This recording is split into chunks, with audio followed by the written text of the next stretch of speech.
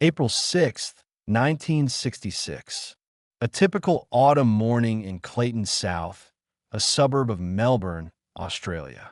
The sky was clear, the air crisp. At Westall High School and the adjacent Westall Primary School, around 350 students and teachers were gathered for morning assembly and physical education classes. Just after 11 a.m., students on the oval noticed something unusual in the sky to the north, a silver, metallic, disc-shaped object moving slowly against the wind. It was described as round or saucer-shaped, about the size of a car or larger, with a slight dome on top and a smooth, reflective surface that glinted in the sunlight. The object descended gradually, disappearing behind a row of pine trees near the Grange Reserve, a large open grassy area adjacent to the schools. Minutes later, it reappeared, hovering low over the reserve's paddock, close enough that students could see details. No windows, no markings, no visible propulsion. Word spread quickly. Teachers and students rushed to the fence line for a better view. Some climbed the fence and ran into the reserve. The object hovered silently for several minutes, tilting slightly at times before descending again into a clearing surrounded by tall grass and swampy ground. Witnesses described it touching down or hovering just above the ground, pressing the grass flat in a circular pattern. A few adventurous students approached within 100 meters, but teachers called them back. Then suddenly, the object ascended rapidly. At that moment, 5 light aircraft, identified as Cessna-type planes, appeared in the sky. Witnesses said the planes circled the object as if in pursuit. The UFO easily outmaneuvered them, climbing steeply and accelerating away to the northwest at tremendous speed before vanishing from sight. The entire event lasted approximately 20 minutes and was observed by more than 200 people. Students age 11 to 18, teachers, staff, and local residents. Descriptions were remarkably consistent. A single silver disc, silent, metallic, performing controlled maneuvers impossible for conventional aircraft of the era. Shortly after the object departed, military personnel and police arrived at the scene. Men in uniform cordoned off the landing area, preventing students and teachers from approaching. Some witnesses recalled seeing men in dark suits, taking photographs and samples from the flattened grass. Teachers instructed students to return to class and not discuss the incident. Several reported being warned that it never happened or that they would face consequences if they spoke about it. One teacher, Andrew Greenwood, who openly confirmed the sighting to the press, later claimed he was pressured to remain silent. By lunchtime, the site was cleared and the grass reportedly burned or removed in the circular area. Local children who visited the reserve later that day found a distinct depressed circle of flattened grass approximately 30 feet in diameter. The immediate aftermath at Westall was marked by confusion and an apparent effort to contain information. Students returned to classrooms buzzing with excitement and questions. Many teachers dismissed the event as a weather balloon or experimental aircraft, but several staff members had witnessed it themselves and were unable to provide convincing explanations. Science teacher Andrew Greenwood was one of the most outspoken. He confirmed to students and later to the media that he saw a silver disc approximately 30 feet in diameter hovering over the reserve. Greenwood described it as definitely not a balloon and noted the pursuing aircraft. He told the Dandenong Journal shortly after, "It was unbelievable. The object was there, and then it was gone." Another teacher, Barbara Robbins, recalled students rushing to the windows and fence. She saw the object as a bright silver thing and observed the small planes circling it. Multiple staff members corroborated the sequence: descent, hover, ascent, and pursuit. Local residents also reported sightings. A woman driving nearby saw the disc and the planes. Delivery drivers and passers-by stopped to watch. The event was too widespread to contain entirely. By afternoon, media interest began. The Dandenong Journal published a front-page story the next day headlined, "UFO Seen by Hundreds." It quoted students describing a flying saucer landing in the Grange. Channel Zero, now Network 10, sent a news crew to the school and interviewed witnesses. However, school authorities quickly clamped down. Principal Frank Samble reportedly instructed staff not to discuss the incident with the press. Students were told it was a secret military matter and warned against speaking about it. Some recall being threatened with detention or strap punishment if they persisted. One student, Terry Peck, approached the landing site shortly after the object left.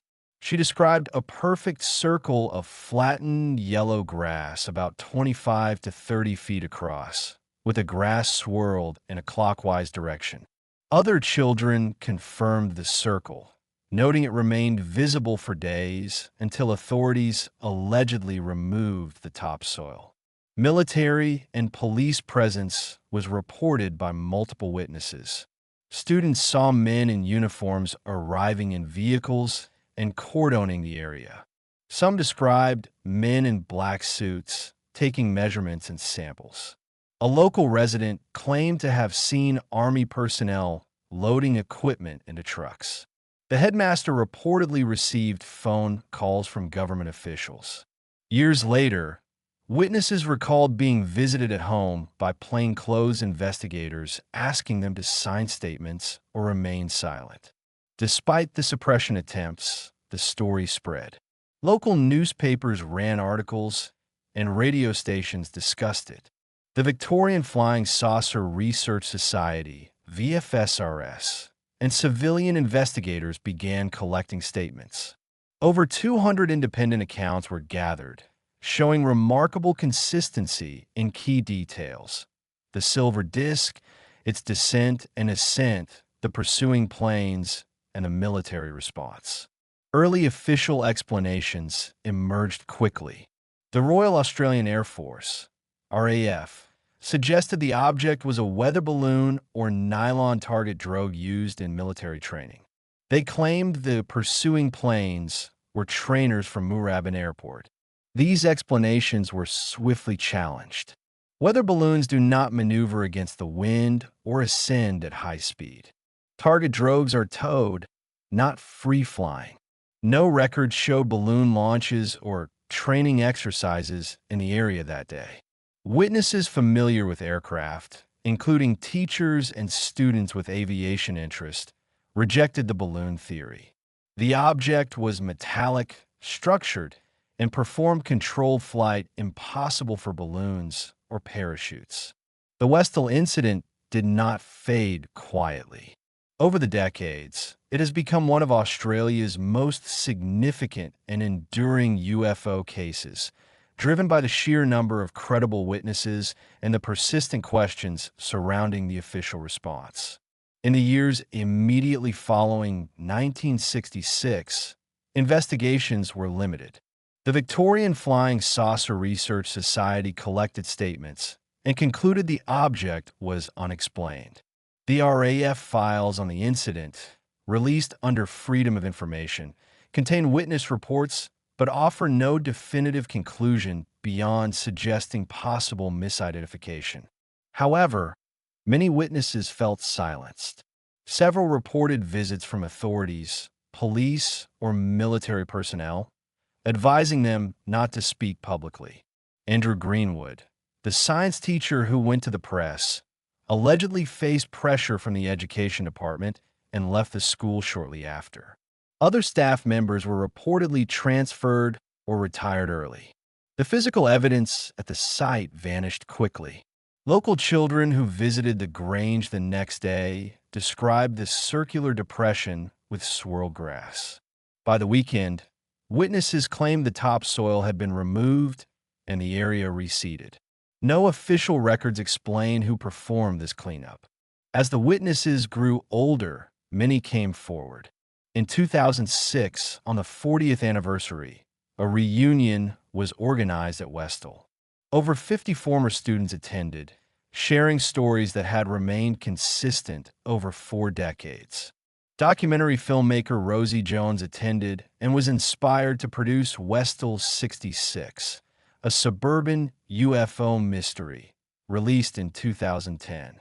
The documentary featured interviews with dozens of witnesses, including Terry Peck, Jackie Argent, and others who ran toward the object as children. They described fear, excitement, and confusion, and the lasting impact of being told to forget what they saw. Researcher Shane Ryan, who spent years investigating, uncovered school records and newspaper clippings supporting the mass sighting. Ryan's work revealed inconsistencies in official explanations. No records exist of a balloon launch or military exercise in the area. Moorabbin Airport logs show no unusual flight activity. The pursuing planes remain unidentified. Witnesses insist they were small military trainers, not civilian Cessnas. In 2016, a commemorative event at the site drew hundreds. A plaque was unveiled at Westall Secondary College Reading. This plaque commemorates the UFO sighting by staff and students on April 6, 1966. The school now embraces the history, with former students speaking openly. Skeptics have proposed various conventional explanations: a military parachute test, an experimental balloon from the nearby Cairo, or even a nylon target drogue from RAF training.